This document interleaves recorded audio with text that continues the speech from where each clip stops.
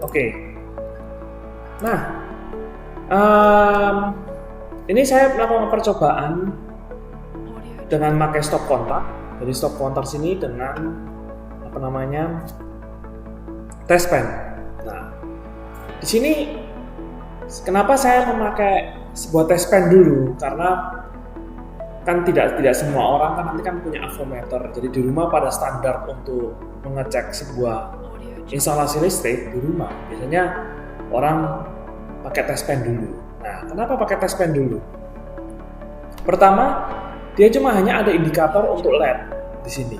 Nah, mungkin teman-teman ada yang belum pernah nyoba atau mungkin yang sudah sering nyoba pasti punya peralatan ini paling minim lah.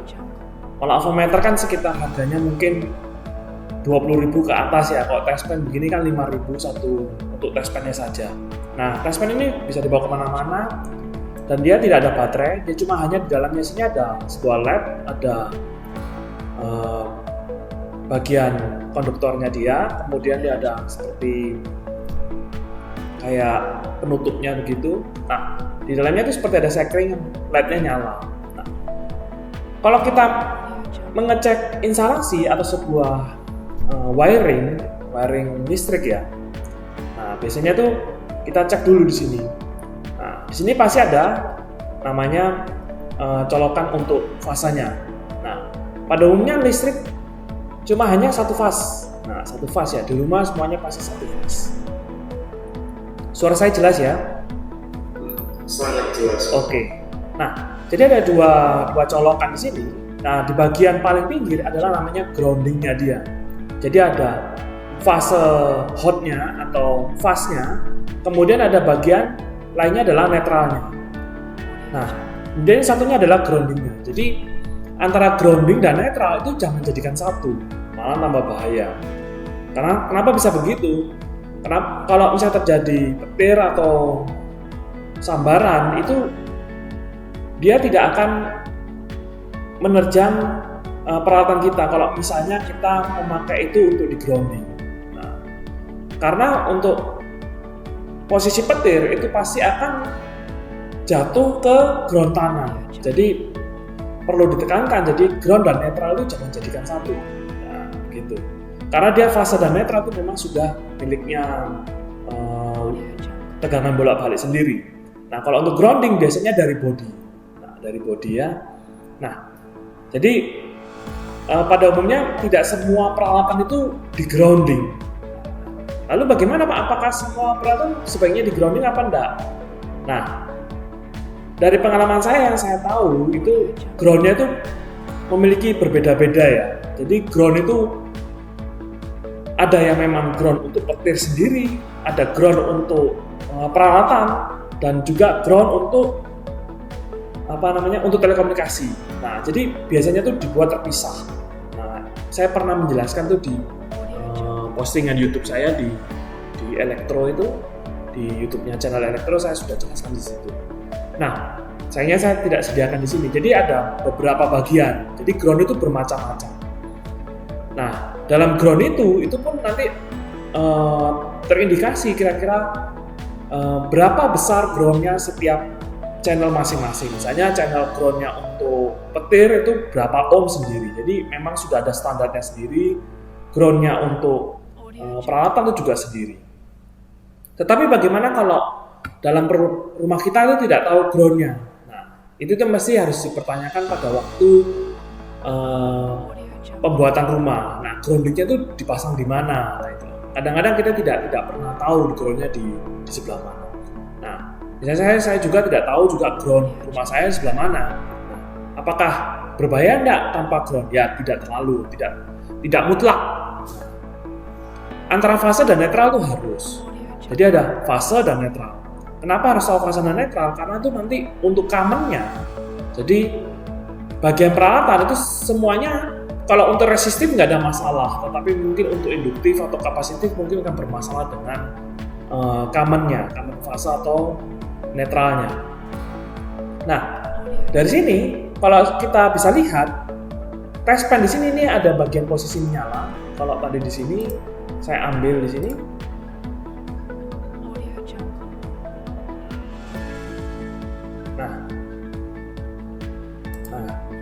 pada waktu saya memakai test pen, nah itu mesti dipegang karena kita sebagai saluran untuk penyalur tegangan, tetapi dengan resistansi yang cukup, kalau nilai resistannya cukup besar, tapi dengan istilahnya tidak penyambung sampai ke panas secara langsung, secara cepat. Nah, biasanya begitu. Apabila tubuh kita basah, maka nilai resistansi kita semakin mengecil dan akan menyalurkan arus kita ke tanah tuh jauh lebih cepat. Nah, biasanya itu berapa kilo. Nah, kalau kita kering nanti untuk instalasi, nah itu kalau kita dalam keadaan kering itu cuma hanya 100 kilo. Tetapi kalau dalam keadaan basah bisa di bawah 100 ohm. Nah, jadi bayangkan kalau misalnya dalam hubungan di paralel, jadi kita kalau 100 ohm, jadi dia jatuh ke ground jauh lebih cepat karena terhambatnya dia lebih sedikit. Nah, di dalam test pen di sini dia sudah ada resistif. Kalau kalian bongkar di dalamnya sudah ada resistor plus LED di situ. Dia itu untuk menghambat arus saja. Karena arusnya di sini cuma kecil aja, nggak perlu besar-besar. Nah, ini adalah bagian fase, salah satu bagian. Nah, kalau misalnya dalam dua colokan di sini ini terjadi nyala yang bersamaan, nah itu terjadi instalasi yang agak bertumpuk. Jadi mungkin ada yang masuk ke dalam bagian netralnya, tetapi pasti salah satunya potensialnya atau tegangan potensial pasti jauh lebih besar daripada yang satunya. Jadi walaupun sama-sama nyala, karena dia kan cuma hanya nyala tanpa ada ukuran tegangan. Jadi dia pasti akan menyala saja, tidak ada ukuran tegangan. Nah, kalau misalnya di sini dia nyala, berarti dia adalah fungsi fase atau hotnya di sini. Nah, saya tunjuk di sini ini dia fase. Nah, bagian di sini adalah yang tidak menyala, berarti dia posisi di netral. Nah, berarti kalau kalian coba tekan situ, dia pasti tidak akan menyala di posisi netral. Nah, kalau kalian copot tangan kalian, pasti juga tidak akan menyala dan juga sebenarnya juga tidak menyala karena tidak terhubung dengan test pen kita. Nah, itu teori dasar atau misalnya praktikum dasar untuk kita mengecek kira-kira fase dan netral seperti apa. Nah, ini juga tadi sama seperti tadi. Ini sayangnya video ke replace, jadi dicek aja. Jadi lihat dia posisi fase dan netralnya seperti apa.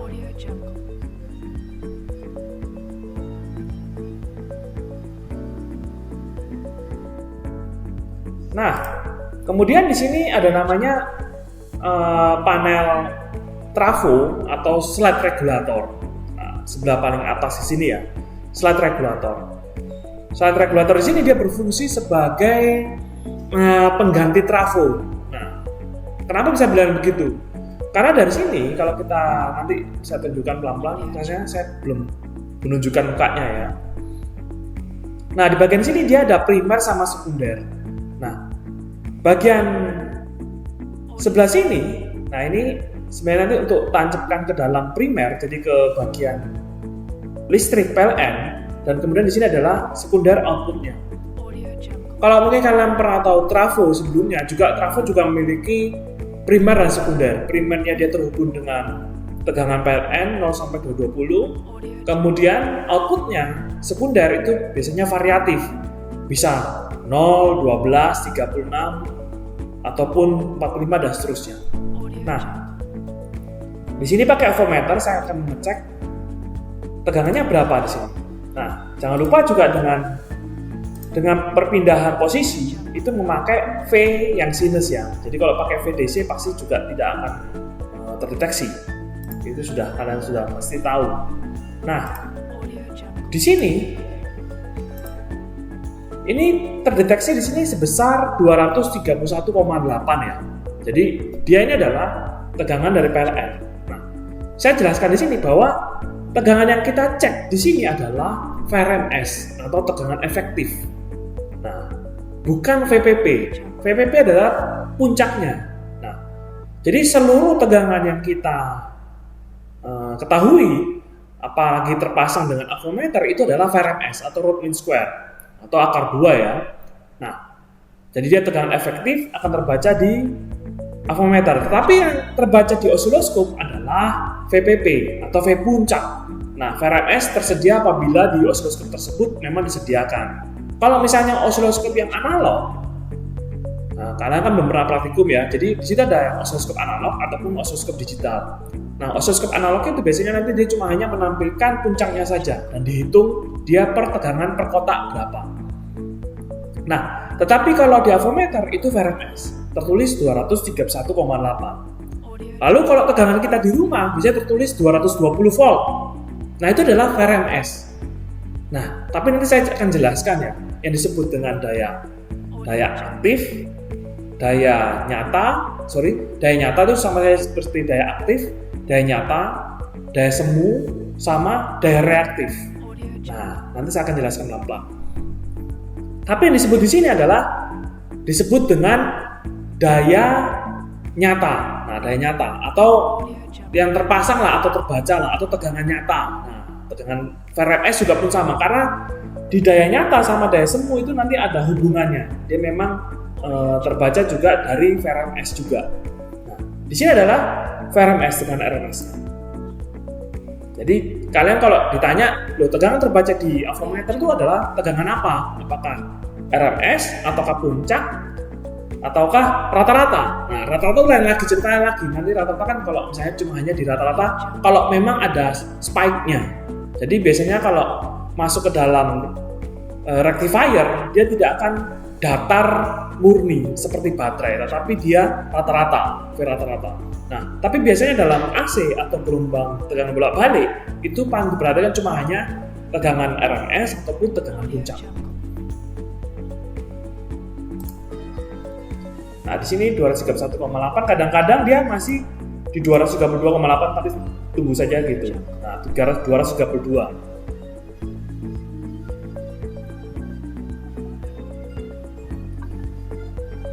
Nah, di sini saya memang sengaja membedakan. Jadi kalau untuk urusan kabel itu mestinya lebih baik ada perbedaan antara fasa sama netral atau ada hot sama netralnya dia. Nah, tapi saya di sini semuanya kuning semua ya. Tapi biasanya kalau di dalam kalian untuk instalasi biasanya itu pasti ada warna biru sama merah ataupun dua warna berbeda. Nah, kalau dia cuma hanya kabelnya ada dua, berarti dia cuma hanya kabel untuk satu fase. Tapi kalau untuk kabel 3 fase biasanya dia akan memakai 3 wiring bahkan sampai 4 wiring. Nah, jadi ada 4 kabel. Nah, di sini saya pasang merah ini adalah yang fasenya. Kemudian yang negatifnya ini warna hitam.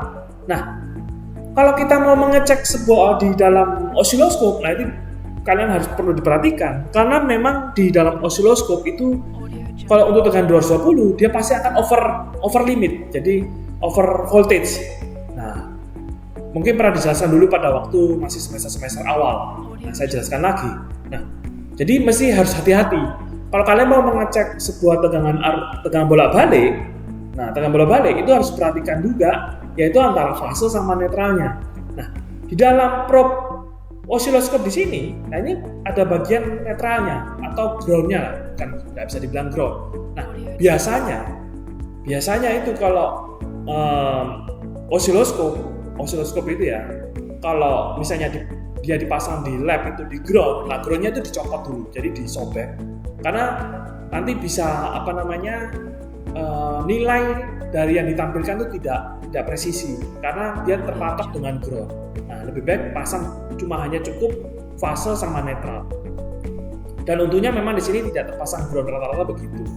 Nah, tetapi untuk fungsi keamanan di rumah biasanya lebih baik semuanya di ground. Tapi ya tidak terlalu mutlak, tergantung daripada kebutuhan. Biasanya kalau dulu misalnya kalau kalian punya CPU di rumah ya, dulu saya pernah coba karena saya tidak pasang di ground untuk mengurangi daripada bukan korslet, jadi istilahnya kalau kalian pasangkan CPU-nya seperti tersetrum karena posisi kalian mungkin ada kalian basah atau mungkin kaki kalian basah atau mungkin itu kok nyetrum. Nah itu karena itu ada groundnya, jadi groundnya dia di dalam body itu tidak dibuang ke dalam tanah secara penuh, pasti semuanya ada istilahnya tegangan statis gitu loh. Apalagi dengan frekuensi tinggi, pasti ada tegangan statis. Nah, dari situ bodinya itu kalian paku saja di tembok. Nah, tembok dia pasti akan mengurangi daripada tegangan statis tersebut. Ya juga arus bocor, mungkin dari fasenya dan netralnya, karena mungkin kabelnya yang mungkin kurang bagus, atau mungkin instalasinya juga kurang bagus. Walaupun dibilang arus bocor, ya bisa bilang arus bocor, tapi saya ngomong ya tegangan statis lah, karena dia tegangannya besar 220, arusnya juga besar, pasti dia akan larinya kemana-mana kalau misalnya tidak ditutup dengan kabel yang baik atau instalasi yang baik. Nah, tetapi kalau misalnya kalian cuma hanya 12 volt, cuma hanya setengah ampere, tidak terlalu gitu loh untuk arus bocornya atau tegangan statisnya. Nah, tapi kalau untuk CPU dengan daya yang besar 500 watt, CPU-nya dengan supply 500 watt, berarti kan dia kemampuannya 220 kalikan dengan 2 ampere, berarti kan cukup lebih besar. Nah, di sini saya plus masuk ke dalam probe-nya, sedangkan netralnya saya pasang di ground-nya. Biasanya itu kalau di osiloskop ada gambar ground, nah itu untuk fungsi untuk potensial lebih rendah. Kalau kalian pasang situ tanpa ada pasang di netralnya, ya pasti salah juga. Nah, kenapa kok tidak pasang di ground-nya sini? Ya memang karena ground-nya di stop kontak ini tidak terhubung kemana-mana, jadi percuma. Semestinya biasanya ini antar dengan ground, tapi kan karena kita mengecek dengan fase dan netralnya, berarti kita mengambil potensial antara fase dan netralnya saja. Jadi saya pasang fase di merah, hitam di netralnya dia untuk di ground-nya 220. Nah, karena tadi tegangannya dia cukup tinggi 220, maka harus dikali 10 atau dibagi 10 kan, dia bilang gitu. Kalau 220 masuk ke kali 1, berarti dia hubungan berarti terbaca 220 volt.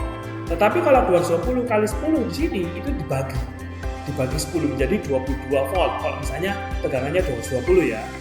Nah, kalau dalam 22 volt, di osiloskop masih bisa nyukupi karena dia untuk volt per diff-nya masih sanggup untuk melihat tegangan tersebut.